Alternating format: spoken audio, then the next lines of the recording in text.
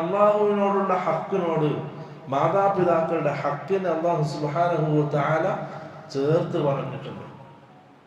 അതന്നെ മതി മാതാപിതാക്കളുടെ സ്ഥാനം നമ്മുടെ ജീവിതത്തിൽ എത്രയുണ്ട് എന്ന് ബോധ്യപ്പെടാൻ.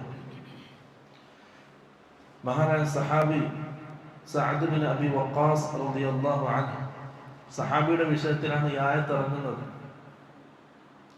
സഹാബി മുസ്ലിമായി. അദ്ദേഹത്തിന്റെ ഉമ്മ അദ്ദേഹത്തെ പല പ്രാവശ്യം എതിർത്തു, പഴയതിലേക്ക് തിരിച്ചു പോകാൻ ആവശ്യപ്പെട്ടു. അദ്ദേഹം അത് അംഗീകരിച്ചില്ല. അപ്പൊ ആ ഉമ്മ പറഞ്ഞ വാക്ക്, മുഹമ്മദ് നിന്നോട് കൽപ്പിക്കുന്നത് മാതാപിതാക്കളെ അനുസരിക്കാനാണ്. ഞാൻ നിന്റെ മാതാവാണ്, എന്നെ നീ അനുസരിക്കണം. ആ ഉമ്മ ഒരു ശപഥം ചെയ്തു, എന്റെ മകൻ മുഹമ്മദിനെ ഒഴിവാക്കി തിരിച്ചു വരുന്നത് വരെ ഭക്ഷണം കഴിക്കൂല, വെള്ളം കുടിക്കൂല. അങ്ങനെ 3 ദിവസം